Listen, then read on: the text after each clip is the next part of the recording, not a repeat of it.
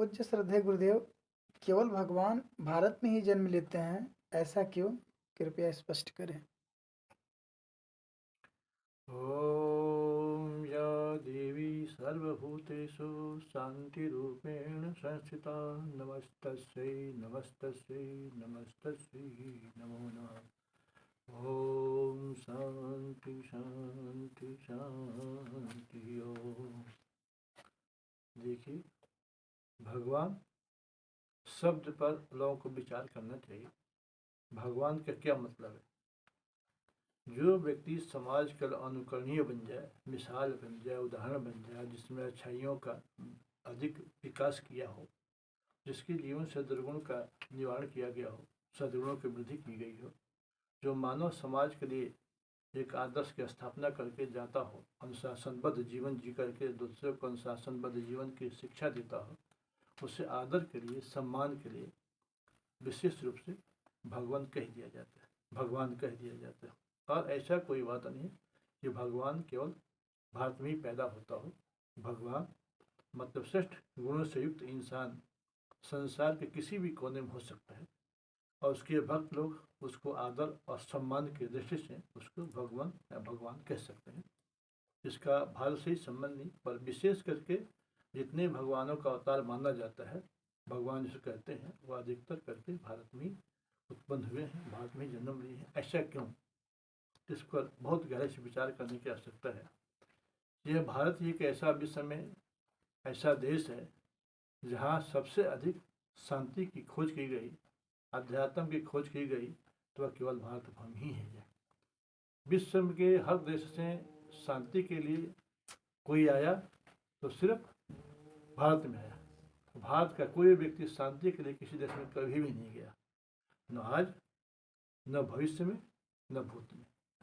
इस दृष्टि से भारत की एक महान भूमिका रही है, विशेषता रही है कि भारत कभी भी शांति के लिए किसी अन्य देश के अधीन कभी नहीं हुआ।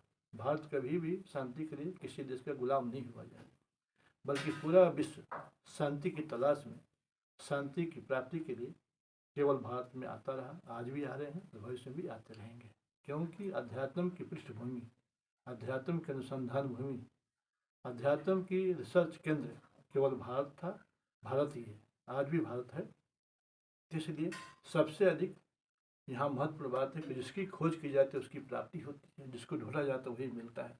तो इस दृष्टि से भारत की सबसे महत्वपूर्ण भूमिका है कि भारत में शांति के लिए सबसे अधिक अनुसंधान हुआ, अध्यात्म सबसे अधिक चिंतन हुआ, आध्यात्मिकता की खोज सबसे अधिक भारत में हुई।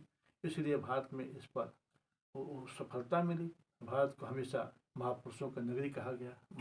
भारत की हर संदेशवाहक भारत से जाकर विश्व में शांति की स्थापना की, अध्यात्म का फैला।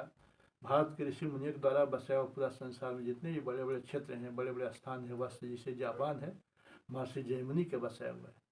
कश्यप ऋषि जो हुए हैं बहुत बड़े तपस्वी हुए, उन्हीं के द्वारा स्थापित कश्मीर है। इसी प्रकार संसार में बहुत सारे स्थान हैं, बहुत सी जगह हैं जो ऋषि मुनियों के द्वारा बसाया गया था। और पूरे संसार को जो वैदिक ज्ञान विज्ञान है, शांति का संदेश है, अध्यात्म की शिक्षा है, भारत से दिया गया।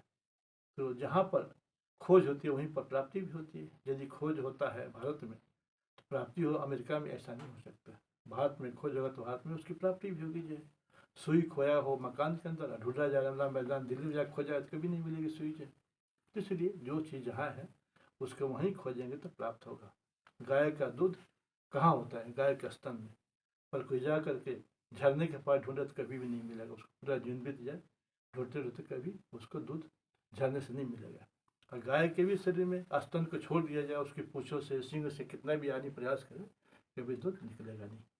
तो जो चीज़ जहाँ होती है वहाँ उसकी प्राप्ति होती है। तो इस दिशा में भारत में सबसे अधिक अनुसंधान हुए, खोज हुए आध्यात्मिक दुनिया में शांति के लिए, सन्मार्ग के लिए, सद्ज्ञान के लिए, तो वह सबसे अधिक खोज हुआ तो भारत में है। इसीलिए यहाँ पर भगवानों की पहचान की गई, भगवान के गुणों को प्राप्त किया गया, भगवान के गुणों का खोज किया गया, जिसके आधार पर सबसे अधिक भगवानों की महत्ता भारत में दी गई।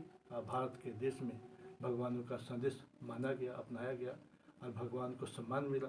और यहाँ से भगवान का ज्ञान का, ध्यान का, शिक्षा का, उपदेश का पूरे विश्व में प्रसार हुआ।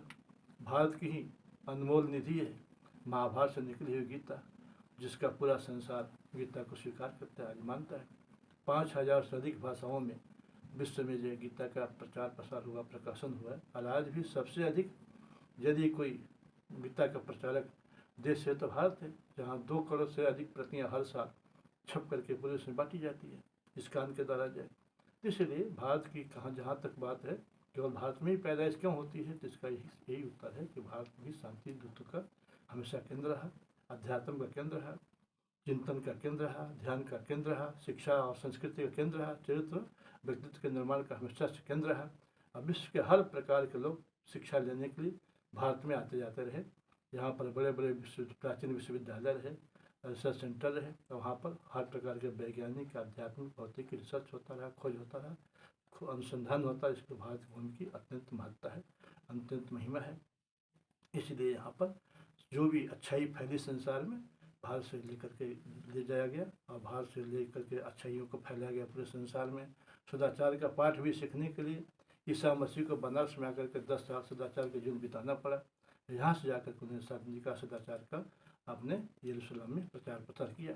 इसी प्रकार से अन्य भी सुकरात थे, सुकरात को भी इतना ऊंचे दार्शनिक थे यूनान के कि जिससे उनको भी भगवान शब्द कह करके शिष्यों के द्वारा सम्मान दिया जा सकता है, या देना चाहिए। न दिया गया तभी कोई फर्क नहीं पड़ता, पर ऐसे जो दार्शनिक होते हैं, आध्यात्मिक पुरुष होते हैं, शांति का प्रसारक होते हैं, सदाचार के प्रचारक लोग होते हैं, उनके भक्ति के द्वारा आदर के लिए, सम्मान के लिए, प्रतिष्ठा देने के लिए यदि भगवान शब्द कहा जाता है, भगवान शब्द कहा जाता है, तो इसका मतलब है कि श्रेष्ठों का आचरण होने वाले को भगवान कहते हैं।